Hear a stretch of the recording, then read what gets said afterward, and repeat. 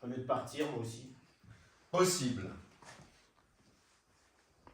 Bon. C'est toi qui es lâche. Tu t'attaques à un garçon qui est incapable de se défendre. Tu sais très bien. Tu as raison. Tu as raison, et ce que tu viens de dire ajoute à mon effondrement. Tu vois, soudainement, je ne comprends plus. Je ne sais plus ce qui me relie à Yvan. Je ne comprends plus de quoi ma relation est faite avec ce garçon. Yvan a toujours été ce qu'il est. Non, non, non. Il avait une folie, il avait une incongruité. Il était fragile, mais il était désarmant par sa folie. Et moi, Toi quoi? tu sais ce qui te relie à moi? Une question qui pourrait nous entraîner assez loin. Allons-y.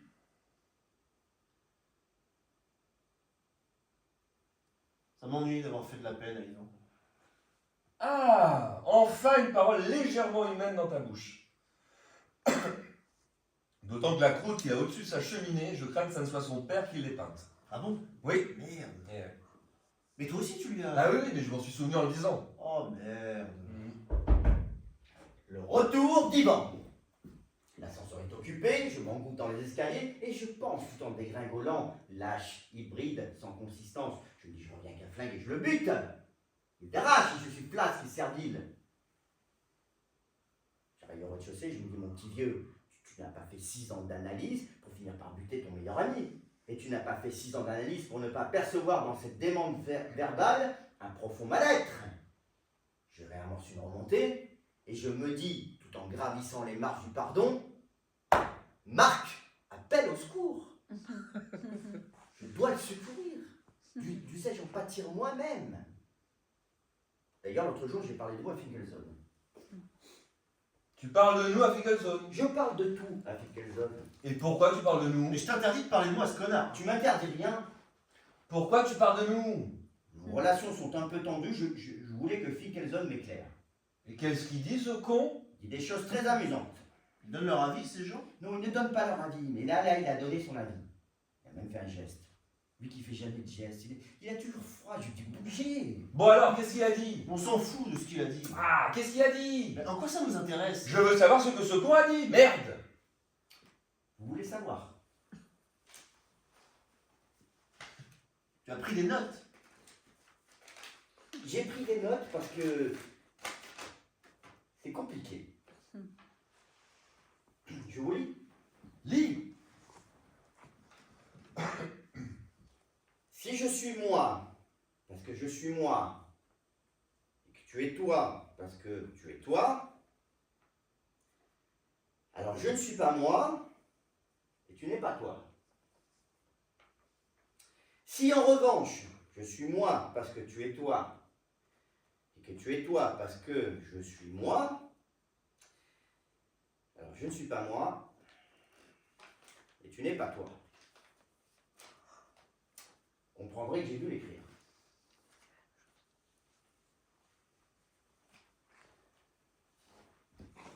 Tu le paies combien? 400 francs la séance. Ah, Une fois par semaine. joli! Et en liquide, car j'ai appris un truc, tu ne peux pas payer par chèque. Freud a dit, il faut que tu sentes les billets qui foutent le camp. Ah, tu as de la chance d'être coaché par ce type. Ah oui, et tu seras gentil de recopier la formule. Oui, elle nous sera sûrement utile. Vous avez tort. C'est très profond. En tout cas, si c'est grâce à lui que tu es venu tendre ton autre joue, tu peux le remercier. Il a fait de toi une lope, mais tu es content, c'est l'essentiel. Tout ça parce qu'il ne veut pas croire que j'apprécie ton entrios. Je me fous de ce que vous pensez de ce tableau, toi comme lui. Et plus je le regarde, plus je l'aime, je t'assure. Je propose qu'on cesse de parler de ce tableau une bonne fois pour toutes, ok? C'est une conversation qui ne m'intéresse pas. Et pourquoi tu te blesses? Je ne me blesse pas, vous avez exprimé vos opinions. Bien, le sujet est clos. Tu vois que tu le prends mal. Je ne le prends pas mal, je suis fatigué. Bah, si tu te blesses, ça veut dire que tu es suspendu au jugement d'autrui. Je suis fatigué, Marc. Tout ça est stérile. À vrai dire, je suis au bord de l'ennui avec vous, là, en ce moment.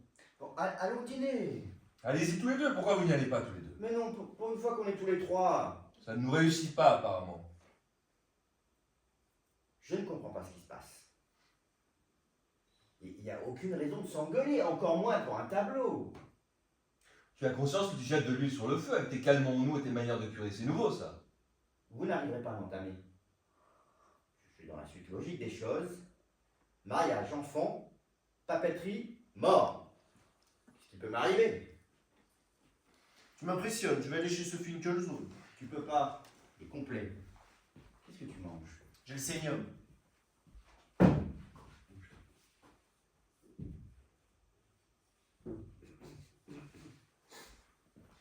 Nous ne sommes pas dignes de le regarder.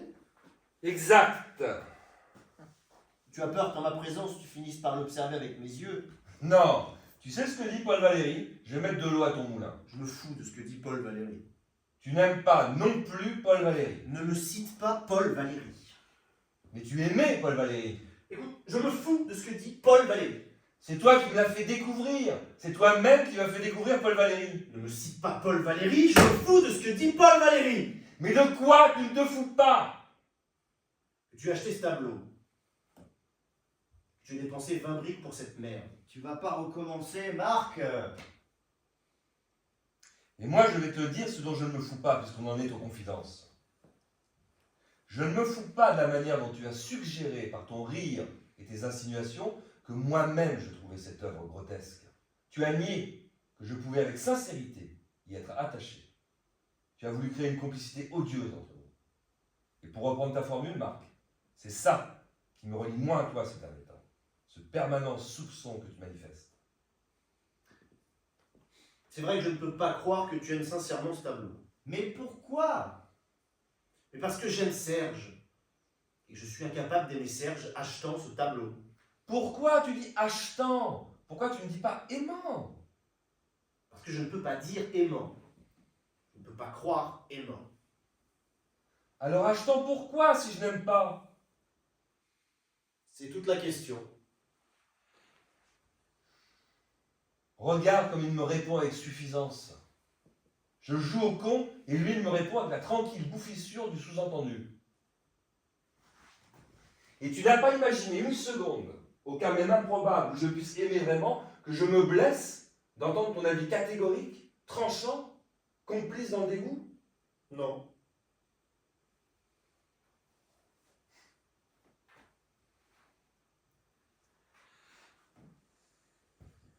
Quand tu m'as demandé ce que je pensais de Paula, une fille qui m'a soutenu à moi pendant tout un dîner, qu'on pouvait guérir la maladie d'Ehlers dans l'os à l'homéopathie, je ne t'ai pas dit que je la trouvais laide, rugueuse et sans charme.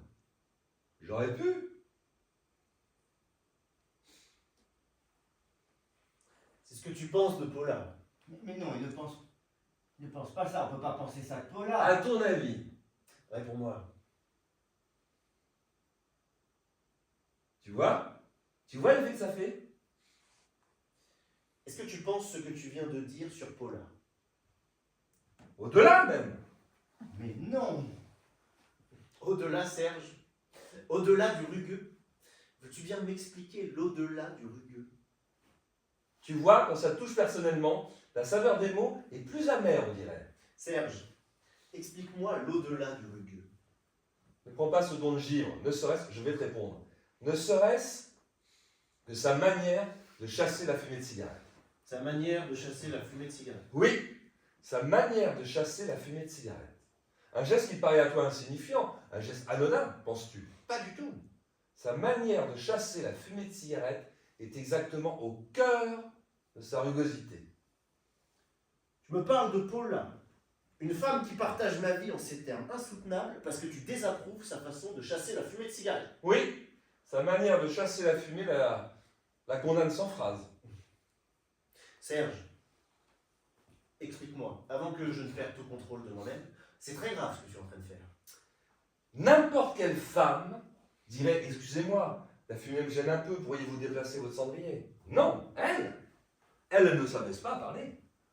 Elle dessine son mépris dans l'air, un geste calculé, d'une lassitude un peu méchante, un mouvement de main qu'elle veut imperceptible et qui sous-entend « Fumer, fumer, c'est désespérant, mais à quoi bon le relever ?» et qui fait que tu te demandes si c'est toi ou la cigarette qui l'indispose.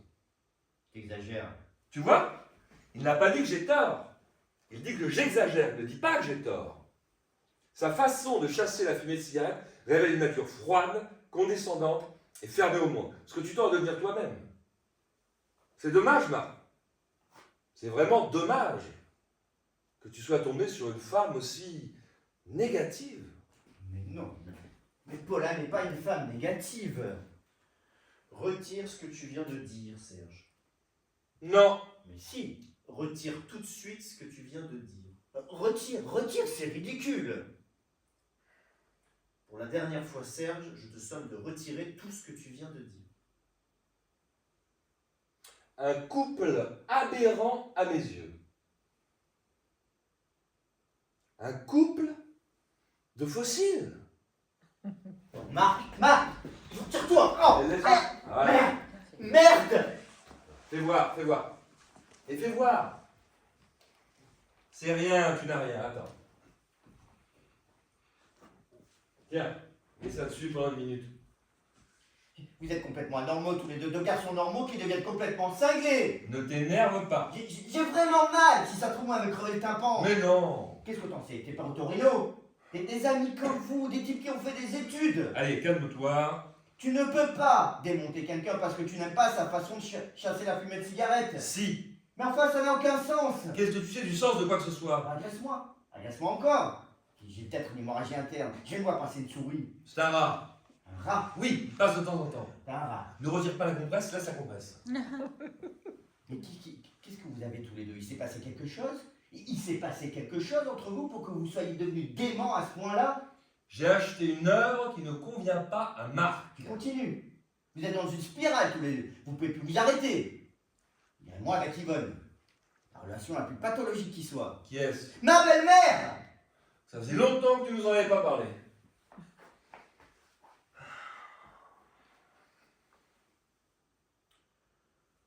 Pourquoi tu ne m'as pas dit tout de suite ce que tu pensais de Paula? Je ne voulais pas te peiner. Non. Quoi, non. Quand je t'ai demandé ce que tu pensais de Paula, tu m'as répondu vous vous êtes trouvés. Oui, Et c'était positif dans ta bouche. sans doute. Si, à cette époque, si. Bon, qu'est-ce que tu veux prouver? Aujourd'hui, le procès que tu fais à Paula, en réalité le mien, penche du mauvais côté. Comprends pas. Si, tu comprends. Non. Depuis que je ne peux plus te suivre dans ta furieuse, quoique récente appétence de nouveauté, je suis devenu fermé au monde, condescendant, fossilisé. Merde. Ça va la tête? Ça me vrille. J'ai une vrille qui m'a traversé le cerveau. Tu veux une goutte de cognac? Tu crois? Si j'ai quelque chose de détraqué dans le cerveau, tu crois pas que l'alcool est contre-indiqué? Tu veux de l'aspirine? Je sais pas si l'aspirine... Bon alors, qu'est-ce que tu veux? Mais ne vous occupez pas de moi, voilà. Continuez votre conversation absurde. Ne vous intéressez pas à moi. C'est difficile, hein. Il pourrait y avoir une oncette de compassion, non? Moi, je supporte que tu fréquentes Paula. Je ne t'en veux pas d'être avec Paula. Tu n'as aucune raison de m'en vouloir. Et toi, tu as des raisons de m'en vouloir. Tu vois, j'allais dire d'être avec l'Antrios. Ouais. Quelque chose m'échappe. Je ne t'ai pas remplacé par Paula. Parce que moi, je t'ai remplacé par l'Antrios. Ouais. Je t'ai remplacé par l'Antrios. Oui, par un trios et compagnie. Tu comprends ce que je dis? M'en fous. Cinglé. De mon temps, tu n'aurais jamais acheté cette toile. Qu'est-ce que ça signifie de ton temps? Du temps où tu mesurais les choses à mon aune. Il y a eu un temps de cette nature entre nous? Comme c'est cruel, petite tapa. Non, je t'assure, je suis éberlué. Si Yvan n'était pas l'être spongieux qu'il est devenu, il nous soutiendrait. Continue, je t'ai dit. Ça glisse. Il fut un temps où tu étais fier de m'avoir pour ami. Je te félicitais de mon étrangeté, de ma propension à rester hors du coup. Tu aimais exposer ma sauvagerie en société, toi qui vivais si normalement. J'étais ton alibi. Il faut croire que cette sorte d'affection se tarit. Sur le tard, tu prends ton autonomie. J'apprécie le sur le tard. Et je hais cette autonomie. La violence de cette autonomie. Tu m'abandonnes. Je suis trahi. Tu es un traître pour moi. Il était mon mentor, si je comprends bien. Et si je t'aimais en qualité de mentor, toi, de quelle nature était ton sentiment? Je le devine. Oui, oui, mais je voudrais t'entendre dire. J'aimais ton regard. J'étais flatté. J'ai toujours su gré de me considérer comme à part. J'ai même cru que cet à part était de l'ordre du supérieur. Jusqu'à ce qu'un jour tu me dises le contraire. C'est consternant. C'est la vérité. Quel échec! Oui, quel échec. Quel échec! Pour moi surtout. Toi tu t'es trouvé une nouvelle famille. Ta nature idolâtre a su trouver d'autres objets. L'artiste, la déconstruction. C'est quoi la déconstruction? Tu connais pas la déconstruction? Demande à Serge, il domine très bien cette notion. Pour me rendre lisible une œuvre absurde, tu es allé chercher ta terminologie dans le registre des travaux publics. Ah, tu souris. Tu vois, quand tu souris comme ça, je reprends espoir. Quel con. Qu'est-ce que tu racontes? Merde, pardon, c'est à moi. Mais réconciliez-vous. Passons une bonne soirée, tout ça est risible. C'est de ma faute. On ne s'est pas beaucoup vu ces derniers temps. J'ai été absent. Je t'ai mis à fréquenter le haut de gamme, les Robs, les Després-Couder. Ce dentiste, Guy Allier, c'est lui qui t'a... Non, non, non, non, pas du tout. Ce n'est pas du tout son univers. Lui n'aime que l'art conceptuel. Oui, enfin c'est pareil. Non, ce n'est pas pareil. Tu vois encore une preuve que je t'ai laissé dériver. On ne se comprend même plus dans la conversation courante. J'ignorais totalement, vraiment, c'est une découverte, que j'étais à ce point sous ta houlette. À ce point en ta possession. Pas en ma possession. On devrait toujours surveiller ses amis.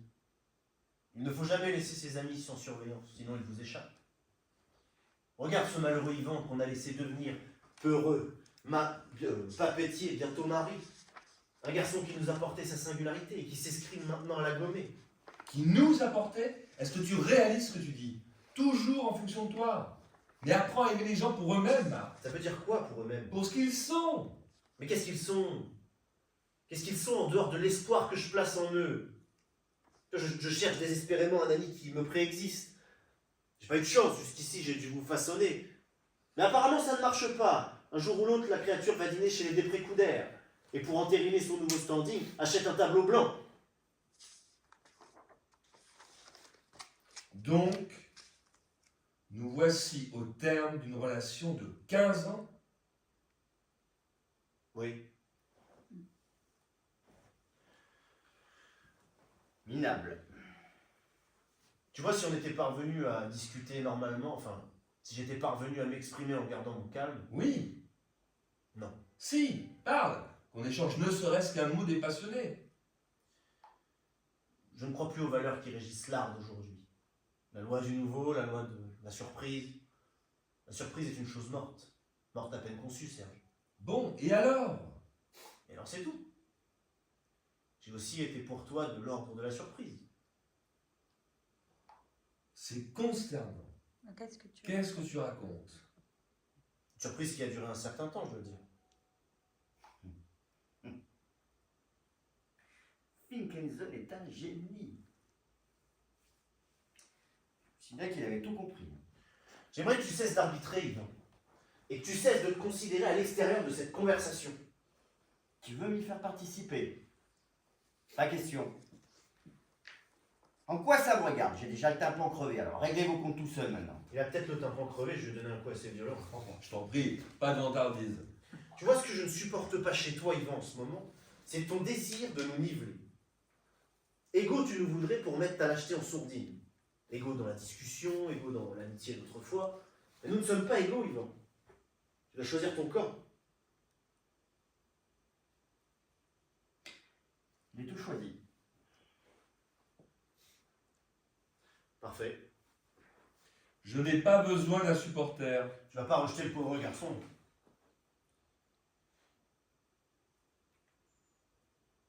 Pourquoi on se voit si on se hait? On se hait, c'est clair. Enfin, moi, je ne vous hais pas. Mais vous vous haïssez. Et vous me haïssez. Alors pourquoi on se voit? Moi, je m'apprêtais à passer une soirée de détente, après une semaine de soucis absurdes. Retrouver mes deux amis, aller au cinéma, dédramatiser, rire. Tu as remarqué que tu parles que de toi. Mais vous parlez de qui, vous? Tout le monde parle de soi. Tu nous fous la soirée en l'air. Je vous fous la soirée en l'air. Oui. Je vous fous la soirée en l'air. Moi, je vous fous la soirée en l'air. Oui, t'excites pas. C'est moi qui fous la soirée en l'air. Bon, tu vas le répéter combien de fois? Non mais répondez-moi. C'est moi qui fous la soirée en l'air. Et tu arrives avec 3 quarts d'heure de retard. Tu t'excuses pas, tu nous saoules de tes pépins domestiques. Et ta présence de spectateur veule et neutre nous entraîne, Marc et moi, dans les pires excès. Toi aussi Oui. tu t'y mets. Oui, parce que sur ce point, je suis d'accord avec lui. Tu crées les conditions du conflit. Cette mièvre et subalterne voix de la raison que tu tentes de faire entendre depuis ton arrivée est intenable. Vous savez que je peux pleurer là. Je peux me mettre à pleurer. D'ailleurs, je suis pas loin. Et pleure. Pleure. Pleure. Vous me dites pleure. Tu as toutes les raisons de pleurer, tu vas épouser une gorgone et tu perds 2 amis que tu croyais éternels. Ah, parce que ça y est, tout est fini. Tu l'as dit toi-même. À quoi bon se voir si on se hait? Et mon mariage. Vous êtes témoin, vous vous souvenez. Tu peux encore changer. Mais pas du tout, je vous ai inscrit. Mais tu peux en choisir d'autres au dernier moment. Non, on n'a pas le droit. Mais si. Non. Bon, t'affole pas, on viendra. Tu devrais annuler ce mariage. Ah, ça par contre, c'est vrai. Mais qu'est-ce que je vous ai fait? Merde, qu'est-ce que je vous ai fait? C'est ignoble ce que vous faites. Vous auriez pu vous engueuler après le 12. Après le 12, non. Vous vous arrangez pour gâcher mon mariage. Un mariage qui est déjà une calamité, qui m'a fait perdre 4 kilos. Vous le ruinez définitivement. Les 2 seules personnes dont la présence me procurait un embryon de satisfaction s'arrangent pour s'entretuer. Je leur prends le garçon vers nous. Tu crois que j'aime les rouleaux adhésifs? Les pochettes perforées? Tu crois qu'un homme normal a envie un jour de vendre des chemises d'eau à souffler? Que tu veux que je fasse? J'ai fait le con jusqu'à 40 ans. Ah bien sûr, je t'amusais. J'amusais beaucoup mes amis avec mes conneries. Mais le soir, qui est seul comme un rat? Qui rentre dans sa tanière le soir tout seul? Le bouffon seul à crever. Qui allume tout ce qui parle et qui trouve sur ce répondeur qui? Sa mère et sa mère. Te mets pas dans un état pareil. Mais ne te mets pas dans un état pareil. Mais qui m'a mis dans cet état? Je ne suis pas comme vous, je n'ai pas vos froissements d'âme, moi, qui je suis. Un type qui n'a pas de poids, qui n'a pas d'opinion. Je suis un ludion. J'ai toujours été un ludion. Calme-toi. Ne me dis pas calme-toi. Je n'ai aucune raison de me calmer. Tu veux me rendre fou? Dis-moi calme-toi. Calme-toi est la dernière chose à dire à quelqu'un qui a perdu son calme. Je ne suis pas comme vous. Je ne veux pas avoir d'autorité. Je ne veux pas être une référence. Je ne veux pas exister par moi-même. Je veux être votre ami Yvan le Farfadet. Yvan le Farfadet. Si on pouvait ne pas tomber dans le pathétique. J'ai terminé. Tu n'as pas quelque chose à grignoter, n'importe quoi, juste pour ne pas tomber évanoui. J'ai des olives. Donne.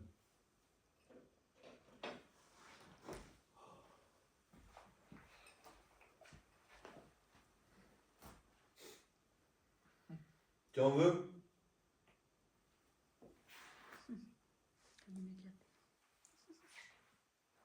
Tu n'as pas une assiette pour mettre les...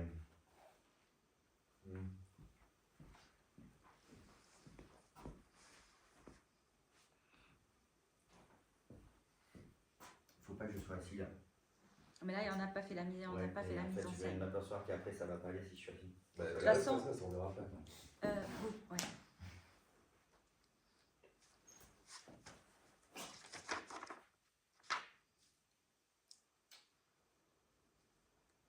arriver à de telles extrémités? Un cataclysme pour un panneau blanc. Il n'est pas blanc. Une merde blanche.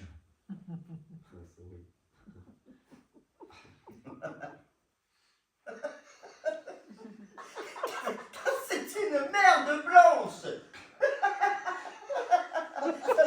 Mais reconnais-le, mon vieux. C'est insensé ce que t'as acheté là.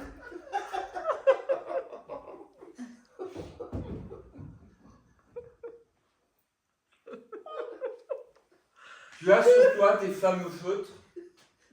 Pourquoi faire? Tu n'as pas dessiné sur le tableau. Tu as ou pas? Attends, Derrière. il y a un bleu derrière. Là.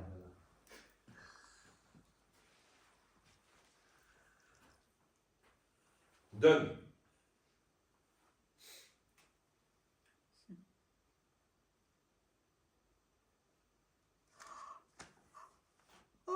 Vas-y. Vas-y.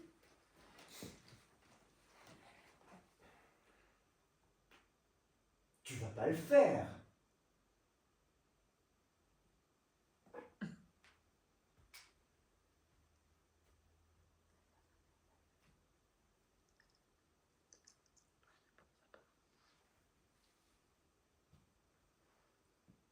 Bon, j'ai faim.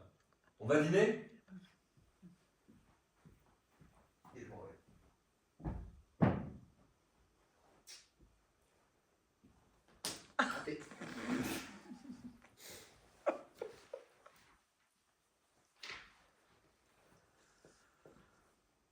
Le lendemain du mariage,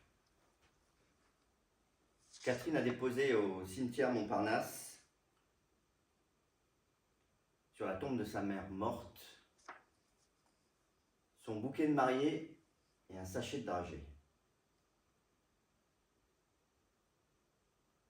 Je me suis éclipsé derrière une chapelle pour pleurer et le soir, repensant à cet acte bouleversant, j'ai encore sangloté dans mon lit en silence.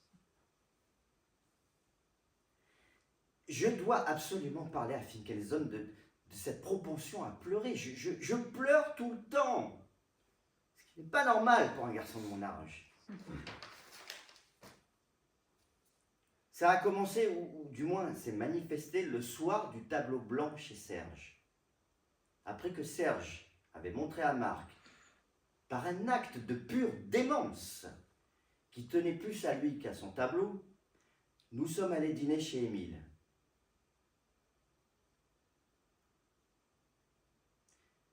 Chez Émile, Serge et Marc ont pris la décision de reconstruire une relation anéantie par les événements et les mots. À un moment donné, l'un d'entre nous a prononcé l'expression « période d'essai ». Et j'ai fondu en larmes. L'expression « période d'essai » appliquée à notre amitié a provoqué en moi un séisme incontrôlé et absurde. En réalité, je ne supporte plus aucun discours rationnel.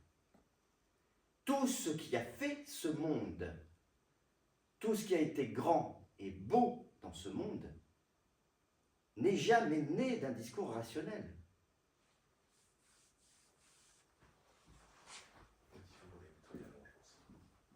Donc on nettoie. Ouais.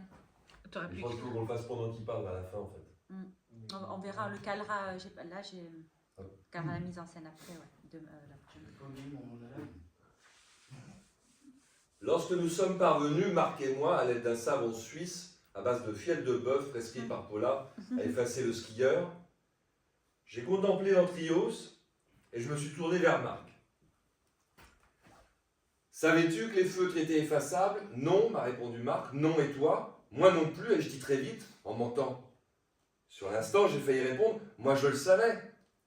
Mais pouvais-je entamer notre période d'essai par un aveu aussi décevant? D'un autre côté, débuter par une tricherie, Tricherie. N'exagérons rien. D'où me vient cette vertu stupide? Pourquoi faut-il que les relations soient si compliquées avec Marc?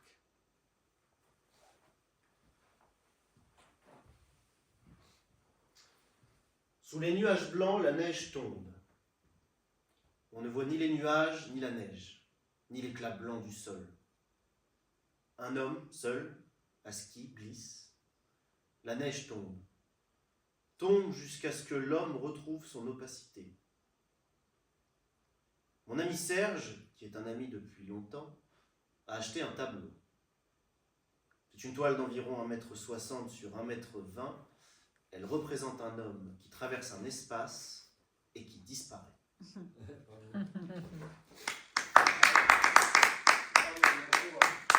avez pu dessiner, on l'effaçait demain. Bah je savais pas du coup, tu m'as dit tout à l'heure... Non, mais ça s'est effacé, donc vous aurez pu le faire. Ouais.